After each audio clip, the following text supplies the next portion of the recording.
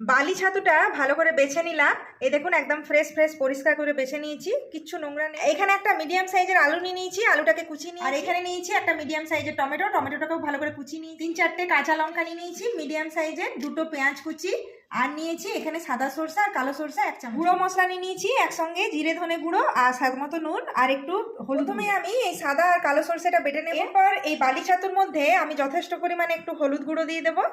এই হলুদ গুঁড়ো দিতে হয় কারণ কি হয়, এর মধ্যে যদি কোনো পোকামাকড় থাকে সেই পোকামাকড়টাও কিন্তু, হলুদ দেওয়ার পরে বালি ছাতুটাকে একটু ভিজতে দেবো। ভিজিয়ে রাখার পরে আমি এই হলুদ জলটাকে ভালো করে পরিষ্কার করে ধুয়ে ফেলে দেবো, আর তারপরেও 3 থেকে 4 বার ভালো করে একটু ধুয়ে নিতে হবে, তাহলে বালি ছাতু পরিষ্কার। দিয়ে দেবো 2 চামচের মতো সর্ষের তেল। তেল গরম হয়ে গেছে, এরপরে এর মধ্যে ধুয়ে রাখা ছাতুটা দিয়ে দিলাম। ছাতুটাকে ভালো করে নাড়াচাড়া করে নিলাম। এরপরে এর মধ্যে জাস্ট সামান্য পরিমাণে নুন ও হলুদ দিয়ে দেবো। নুন আর হলুদ দিয়ে আগে ছাতুটাকে ভালো করে একটু সময় নিয়ে ভেজে রাখবো। ছাতুটাকে ভালো করে শুকনো করে এরকম ভেজে নিলাম, দেখুন কালারটাও পাল্টে গেছে। এরপরে এই ভাজা ছাতুটাকে আমি তুলে রেখে দেবো। গরম হয়ে গেছে, এরপরে দিয়ে দেবো এর মধ্যে সামান্য পরিমাণে পাঁচফোড়ন। পাঁচফোড়নের গন্ধ বেরিয়ে এসেছে, এরপরে এর মধ্যে আমি দিয়ে দেবো পেঁয়াজ কুচি। পেঁয়াজটাকে ভালো করে নাড়াচাড়া করে নিয়ে একটু লাল লাল করে ভেজে নেবো। পেঁয়াজটা একটু লাল লাল করে ভাজা হয়ে গেছে, এরপরে এর মধ্যে আমি দিয়ে দেবো আলু কুচি।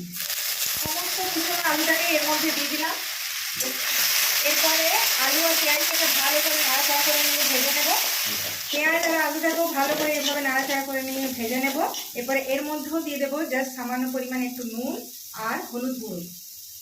আবারও ভালো করে এইভাবে নুন হলুদ দেওয়ার পরে একটু নাড়াচাড়া করে নেওয়ার পরে দিয়ে দেবো টমেটো কুচানোটা। টমেটো কুচি দেওয়ার পরে এইভাবে ভালো করে 2 থেকে 3 মিনিট নাড়াচাড়া করে নেব। তারপর দিয়ে দেবো বাড়ির বানানো জিরে ধনে গুঁড়ো। জিরে ধনে গুঁড়ো দেওয়ার পরেও আবারও ভালো করে এইভাবে একটু নাড়াচাড়া করে নেব। তো দেখুন ভালো করে ভাজা হয়ে গেছে, এরপরে এর মধ্যে আমি দিয়ে দেবো ভেজে রাখা ছাতুটাকে। ভেজে রাখা ছাতুটাকেও এই আলু টমেটো আর পেঁয়াজের মধ্যে ভালো করে এইভাবে 2 থেকে 3 মিনিট আমি এইভাবে নাড়াচাড়া করে নিয়ে আর একটু ভেজে নেব। এই দেখুন খুব সুন্দর একটা গন্ধ বেরিয়ে আসবে, যদি ভেজে ভেজে এই ছাতুটা করা হয় না, এই রেসিপিটা থেকে একটা দারুণ গন্ধ বেরিয়ে আসবে। এই রান্নাটি আপনাদের যদি ভালো লাগে তাহলে অবশ্যই চ্যানেলটিকে সাবস্ক্রাইব করে দেবেন, আর লাইক শেয়ার কমেন্ট করতে কিন্তু ভুলবেন না। আপনারা কী ধরনের ভিডিও দেখতে চাইছেন অবশ্যই কিন্তু এটাও কমেন্টে জানাতে ভুলবেন না, আর অনেক অনেক ভালোবাসা দেবেন। ফ্যামিলির লোকেদেরকে এরকম ভালো মন্দ সুস্বাদু খাবার বানিয়ে বানিয়ে খাওয়ান, ফ্যামিলির সাথে প্রত্যেকটা মুহূর্ত এনজয় করতে থাকুন। তো দেখতে দেখতে দেখুন এটা ভালো করে মিশে গেছে, ভালো করে ভাজা হয়ে গেছে। এরপরে এর মধ্যে আমি দিয়ে দেবো কালো আর সাদা সর্ষে বাটা। এই দেখুন মিক্সির গায়ে সামান্য পরিমাণে সর্ষে লেগেছিল, সেটাতে আমি জাস্ট সামান্য পরিমাণে হাফ বাটির মতো জল দিয়েছিলাম, আর এই জলটাকেও এর মধ্যে আমি দিয়ে দিই। সর্ষে বাটাটা দেওয়ার পরও এভাবে একটু নাড়াচাড়া করে ভালো করে মিশিয়ে নেব। আর আলু আর ছাতুটা এইভাবে মিশিয়ে নিলে কি হয়, এই জলটার মধ্যেই কিন্তু সেদ্ধ হয়ে যাবে।